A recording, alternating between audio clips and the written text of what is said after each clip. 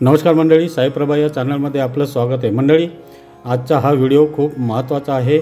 या व्हिडिओमध्ये दिवाळी, अष्टमी ते अमावस्या या दिवसांमध्ये लक्ष्मी प्राप्तीची सेवा आपण कशी करावी आणि ती कशी महत्त्वाची आहे याबद्दल मी तुम्हाला सांगणार आहे।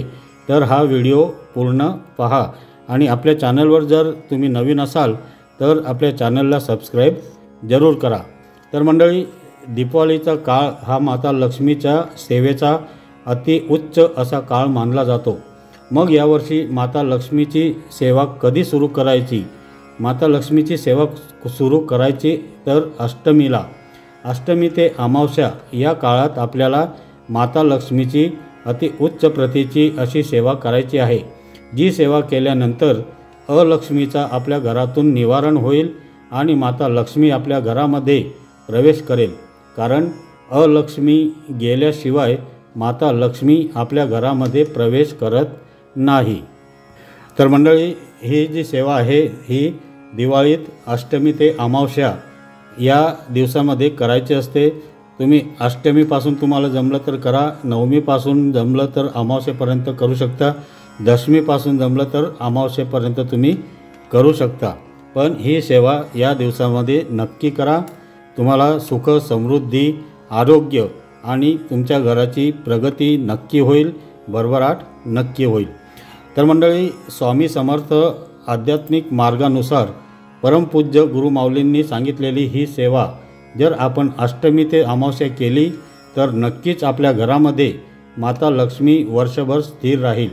माता लक्ष्मीची अखंड कृपादृष्टी आपल्या सर्वांवर राहील। आपल्या घरामध्ये आर्थिक स्थैर्य येईल। माता लक्ष्मीची अखंड कृपादृष्टी राहील। कुठल्याही गोष्टीची कमतरता राहणार नाही। आवक वाढेल।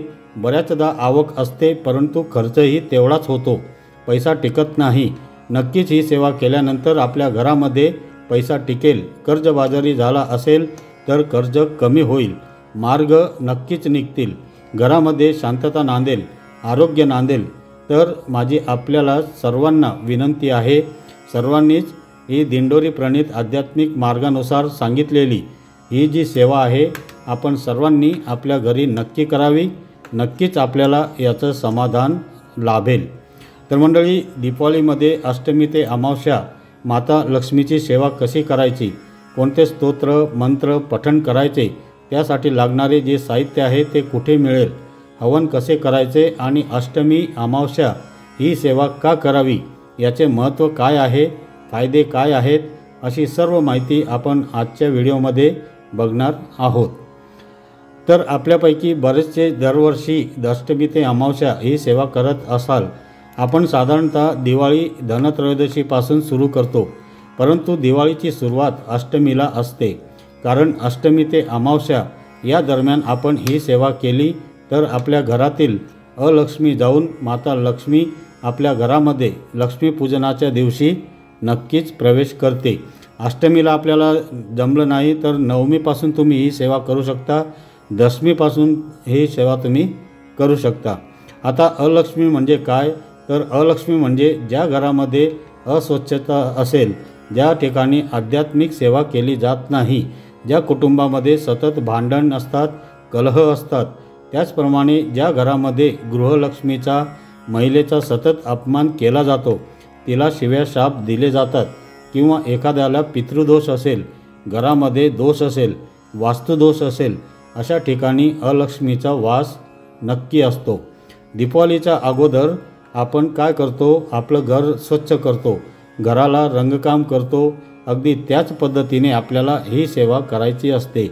आपण ही सेवा केल्यानंतर अलक्ष्मीच्या घरातून निवारण होईल आणि माता लक्ष्मी आपल्या घरामध्ये प्रवेश करेल। आता पूजेसाठी किंवा सेवेसाठी लागणारे साहित्य काय आहे आणि ते कुठे मिळेल ते आता आपण पाहूया। आपल्याला या सेवेसाठी महत्त्वाच्या 3 वस्तू लागणार आहेत। पहिली वस्तू म्हणजे पिवळी मोहरी, दुसरे म्हणजे कमळगट्ट्याचे 16 मणी आणि तिसरं म्हणजे विभूती किंवा अंगारा किंवा रक्षा। आपण घरात स्वामींना किंवा देवघरात अगरबत्ती रोज लावतो, तिचा जो अंगारा रक्षा असतो तो अंगारा आपण घेऊ शकतो। आपल्या जवळपास कुठे स्वामी केंद्र असेल एखादं मंदिर असेल त्या ठिकाणी जाऊन यज्ञाची विभूती किंवा त्या ठिकाणीची अगरबत्तीचा अंगारा असतो, रक्षा असते, ती देखील आपण या पूजेसाठी सेवेसाठी वापरू शकतो। कमळगट्ट्याचे मणी आणि पिवळी मोहरी आपल्याला जे पूजेचे साहित्य असते त्या दुकानांमध्ये 15-20 रुपयाला मिळतं, त्या ठिकाणी आपल्याला नक्की मिळून जाते। आता ही आध्यात्मिक सेवा कशी करावी त्याबद्दल आता पाहूया। सेवेची सुरुवात आपल्याला करायची आहे अष्टमी ते अमावस्या। जर तुम्हाला अष्टमीला नाही जमलं तर नवमीपासून करा किंवा दशमीपासून करा तरी चालते।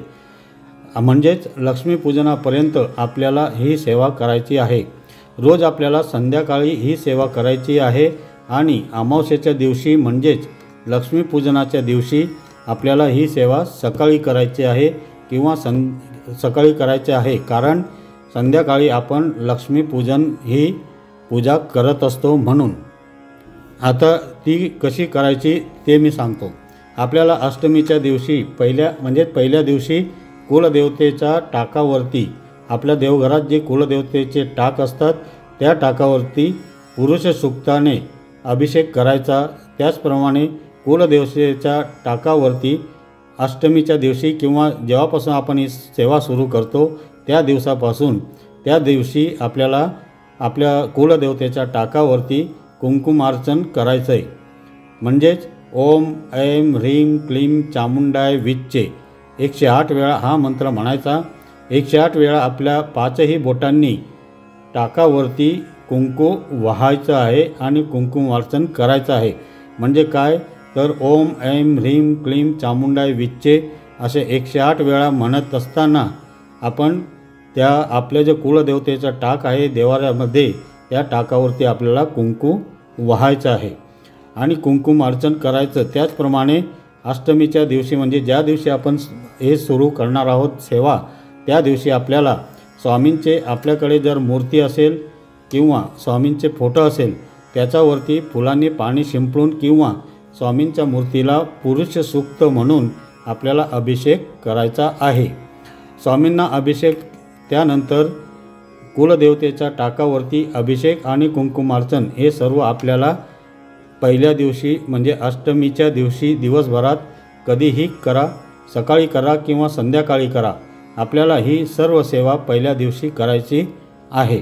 त्यानंतर अष्टमी ते अमावस्या रोज आपल्या दारामध्ये प्रवेशद्वाराच्या दोन्ही बाजूला गाईची पावलं, लक्ष्मीची पावलं रांगोळी काढायची। रांगोळीवरती हळद कुंकू आहे ही सेवा करायची। ही सेवा महिला, पुरुष, विधवा, विधूर कोणीही करू शकतं।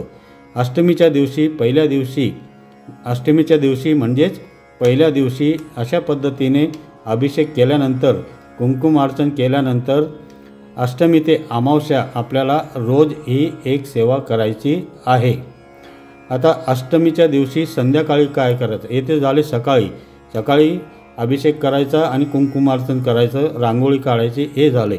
आता संध्याकाळी काय करायचं तर आपल्या संपूर्ण घरामध्ये गोमूत्र शिंपडायचं आहे। त्यानंतर देवघराजवळ येऊन बसायचं आहे, तिथली जागा थोडीशी स्वच्छ करायची। आपल्या उजव्या हातामध्ये थोडीशी पिवळी मोहरी घ्यायची। स्वामींपुढे आपण रोजच्या अगरबत्ती लावतो, धूप लावतो, त्याची रक्षा किंवा अंगारा असेल तो अंगारा आणि पिवळी मोहरी आपल्या उजव्या हातामध्ये घ्यायची आहे।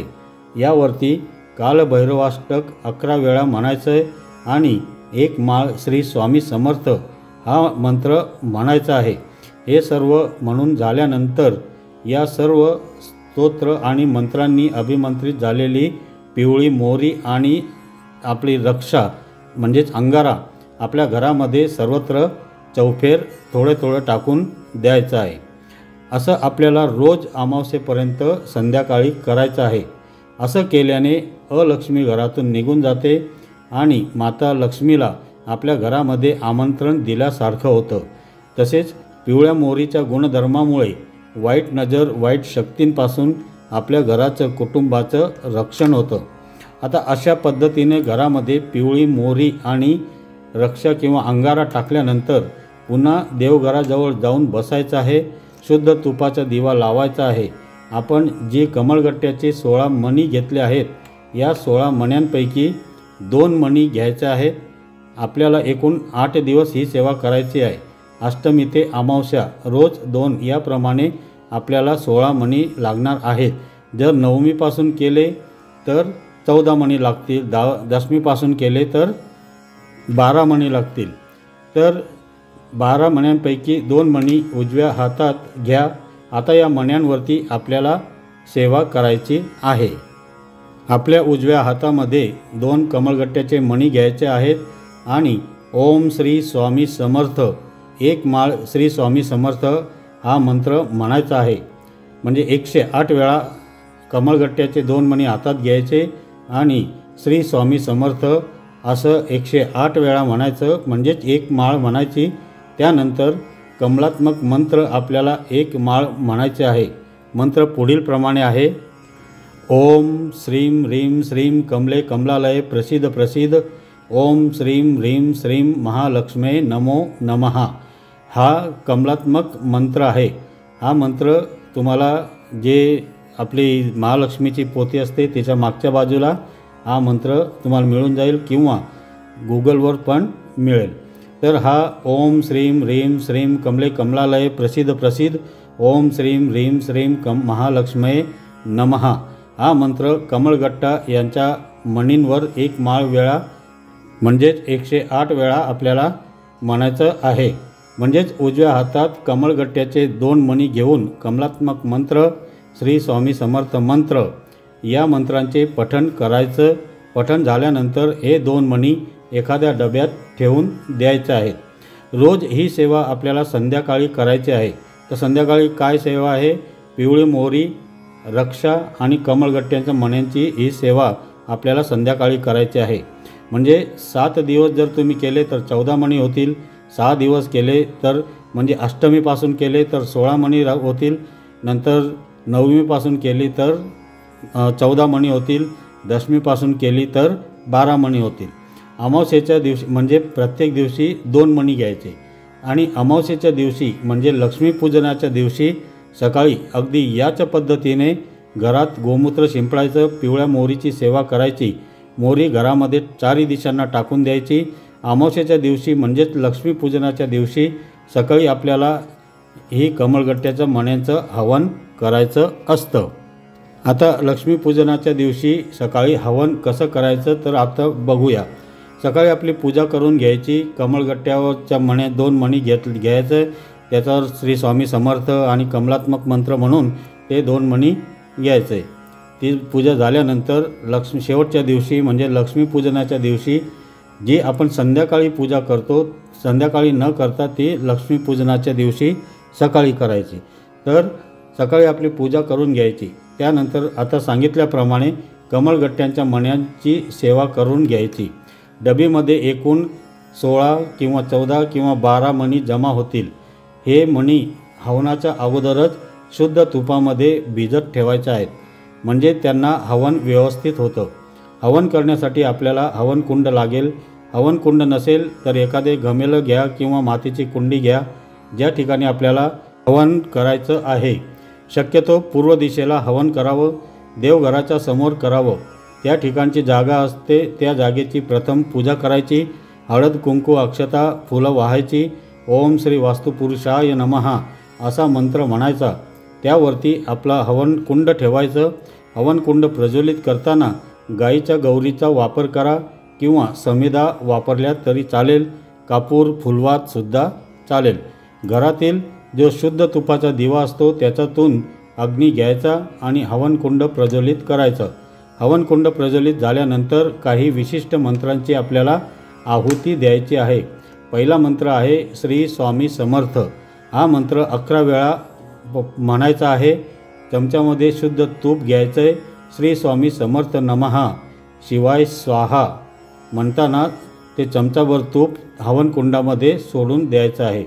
म्हणजे चमच्यामध्ये शुद्ध तूप घ्यायचं आहे, श्री स्वामी समर्थ नमः शिवाय स्वाहा म्हणताना तूप हवनकुंडामध्ये सोडून द्यायचं आहे। असं आपल्याला 11 वेळा करायचं आहे। त्यानंतर 24 वेळा गायत्री मंत्रांची आहुती द्यायची। म्हणजेच काय?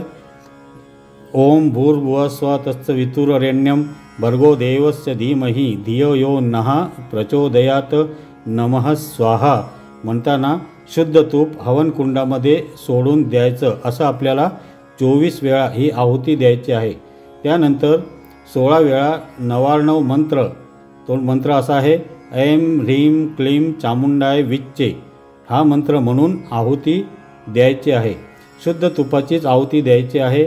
16 वेळा नवार्णव मंत्र, तो मंत्र कुठला आहे तर ऐं ह्रीं क्लीं चामुंडाय विच्चे, हा मंत्र म्हणून 16 वेळा किंवा जेवढे मणी असतील तेवढा वेळा आपल्याला ही आहुती द्यायची आहे।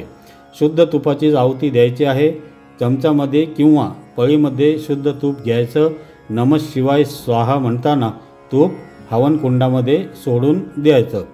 तसेच नवार्णव मंत्राची 16 वेळा आहुती द्यायची आहे। ती आता आपण याच्या अगोदर बोललोच आहे। ऐं ह्रीं क्लीं चामुंडाय विच्चे या 3 मंत्रांनी म्हणजे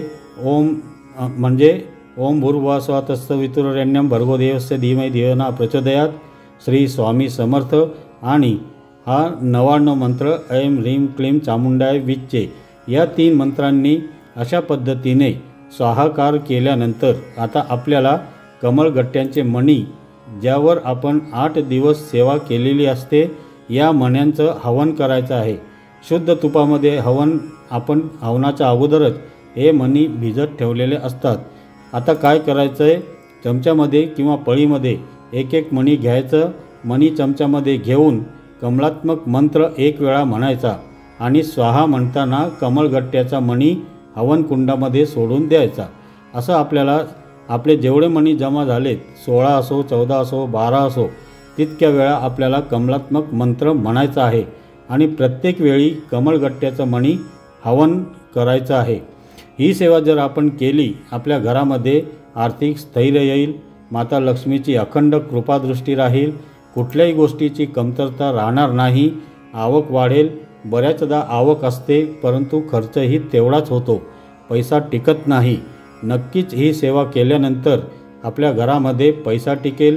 कर्जबाजारी जर झाले असाल तर कर्ज नक्कीच कमी होईल आणि अडचण जी असेल, कुठलंही काम होत नसेल तर ते काम होण्यासाठी मार्ग निघतील।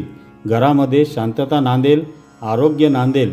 तर माझी आपल्याला सर्वांना विनंती आहे, सर्वांनीच दिंडोरी प्रणीत आध्यात्मिक मार्गानुसार सांगितलेली ही जी सेवा आहे, आपण सर्वांनी आपल्या घरी नक्की करावी। नक्कीच आपल्याला समाधान जरूर लाभेल। तर मंडळी, आजच्या व्हिडिओमध्ये एवढंच। हा व्हिडिओ तुम्हाला कसा वाटला कमेंट्स करून कळवा। आवडला असेल तर व्हिडिओला लाईक करा, शेअर करा, जास्तीत जास्त शेअर करा, म्हणजे प्रत्येकाला याची माहिती मिळेल। आणि असे छान छान माहितीपूर्ण व्हिडिओ पाहण्यासाठी आजच साई प्रभा या चॅनलला सबस्क्राईब करा। भेटूया परत पुढच्या नवीन व्हिडिओमध्ये। तोपर्यंत सर्वांनी काळजी घ्या। धन्यवाद।